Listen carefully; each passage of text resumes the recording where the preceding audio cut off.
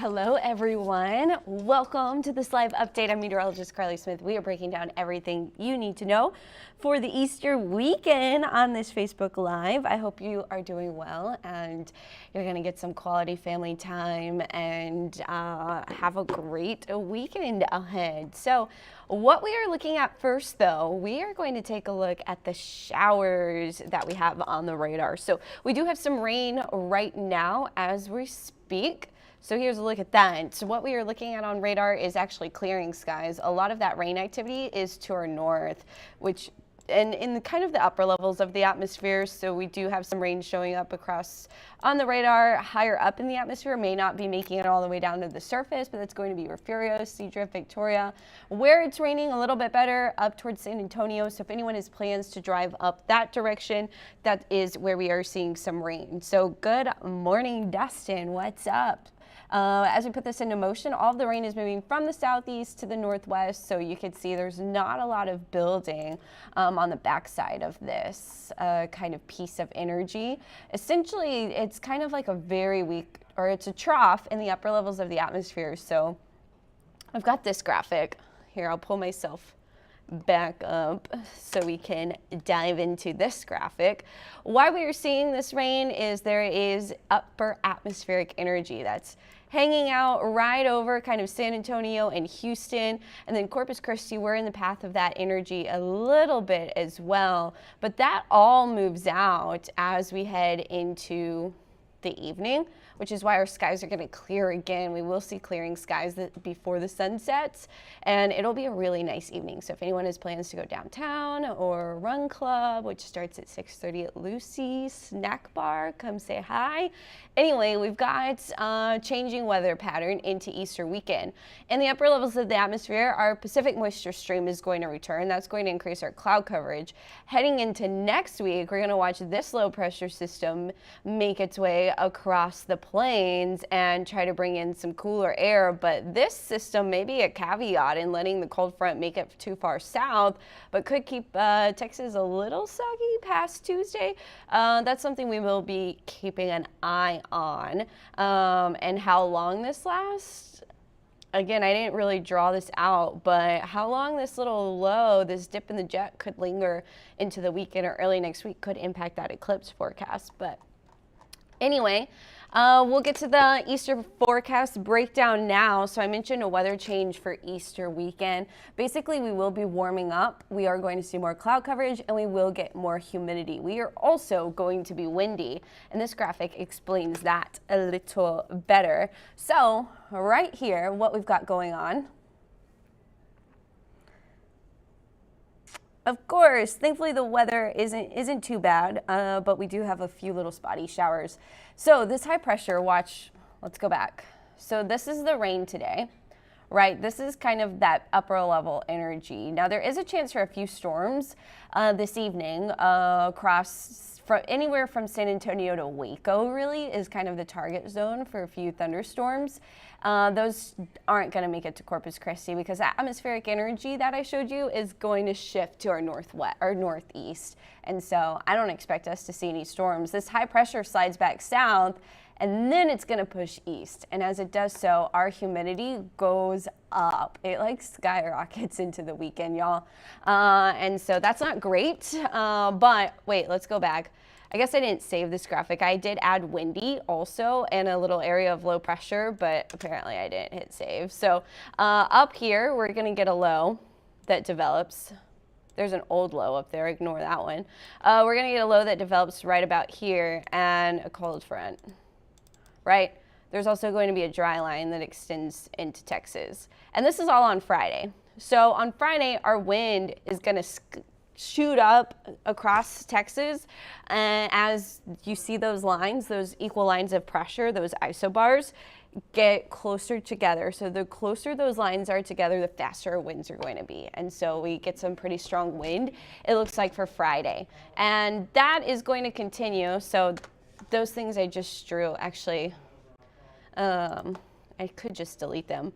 Anyway, as we head into Friday, and Saturday and Sunday. That high moves a little further off to the east. The low kind of pushes further north, and we're still getting southeast flow at the surface, but then across North Texas it curves and becomes southwest flow, and it's just humid. Basically, that is all moisture kind of fueling the next cold front. Yeah, we do have a chance for a cold front past this extended forecast. If you check it out, our forecast on KAAA-TV.com and click weather, and then click on the forecast graphic that either has myself or Alan or Kristen or Faith. Right now it should be me though.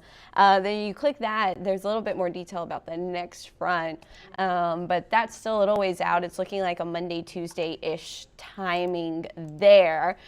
Before the front arrives on Monday, yeah, April Fool's Day, we are looking at a chance for temperatures to hit 90. Yeah, hot, no joke there. JD Moya says, any idea of when we could be expecting more rain? Today's our best chance of rain, really, in the extended forecast. Yeah, it's not great for the Kingsville area today. It's better for B, Live Oak County. Let's see. Rain on me. Okay, sorry, that was a little Lady Gaga. This is an old graphic. Let's see if we can get it to load. Okay, here it goes. So this goes out through April 4th, and the chances of rain are not in our favor. Let me see.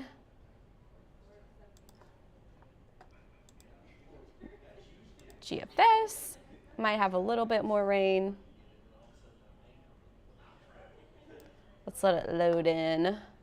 There it goes. Yeah, and this is pretty much the same forecast. So it doesn't look good, basically, is what I'm trying to say, well into next week. Now, the end of next week, there could be some changes that does allow for a little bit of rain, but in this current 7-day, our rain chances are all 20% or less, including today. So we will be humid. There's a slim chance for some rain, kind of San Patricio, Refugio County showing up there Sunday, but I wouldn't bet on that. Maybe Victoria, Houston has a slightly better chance for an isolated shower. We're mostly just going to be humid, unfortunately. So that's pretty much all we got, which is not bad for Easter. The biggest problem with this Easter forecast is going to be the fact that it's a holiday that all the girls and women like to wear dresses for, and the wind will be blowing pretty strong, so which is not typical for Corpus Christi. We've got southeast wind Friday especially, so if you do go to church on Good Friday, southeast wind 15 to 25 miles per hour, gusts 30 to 40. I showed you why in that high pressure, low pressure scenario. Saturday, Sunday, we're still around 12 to 22 miles per hour, gusts around 25 miles per hour both days. So rather windy both of those days for sure. Not the best dress or hair weather because we're also going to be really humid. So what this graphic isn't showing is that humidity that I talked about, but don't worry, this one's got it. So it does look like we are going to get a cold front to move through Monday into Tuesday. There is high humidity ahead of the front. As the front moves through, it does look like it will fall back into that comfortable range Tuesday into Wednesday, with the front moving through sometime on Tuesday. I did lower our temperatures from what Chief Meteorologist Alan Holt said yesterday on Tuesday, but again, that's going to depend on the timing of the front and if we see any northwest wind. If we get northwest wind and clearing skies, we'll probably still be near 90 on Tuesday, but if we see a little bit more of the northerly wind that I forecasted today, then we likely will start to fall into the mid 80s behind the front. So thank you so much, Yolanda. Justin, you are so welcome. Good morning. I hope all of this helped. JD, I wish I could bring more rain to the entire area, but especially to the watershed, which is still falling. It's fallen 0.8% over the last month. Not good by any means. So anyway, this is our 7-day forecast, breezy and humid. The big thing for the Easter weekend, you see the wind Friday, Saturday, Sunday. More clouds Monday and Tuesday, but still really hot and humid. Wind stays out of the south, southeast till that front moves through on Tuesday. We are going to see the wind out of the southeast again on Thursday, 12 to 22 miles per hour. So that's pretty much all I have. We do have this graphic breaking down Easter egg hunt times, not like when Easter egg hunts are happening, but temperatures based on when you might want to have your Easter egg hunt. So cool-ish weather. Remember, it's going to be muggy and humid on Easter Sunday. 8 a.m., 68 degrees, southeast wind. We will see the southeast winds pick up again. Gusts could be around 25 miles per hour. Temperature around 84 degrees there. Easter Sunday, March 31st. 2 p.m. we do have some decent cloud coverage, so not too sunny, but some sunshine may peek through. But basically, the biggest thing I want to emphasize is it's going to be humid and it is going to be warm. So if your kids don't find the chocolate eggs fast, could have some melted chocolate in those eggs. So that's, again, pretty much all I have, unless you have any other specific questions for me.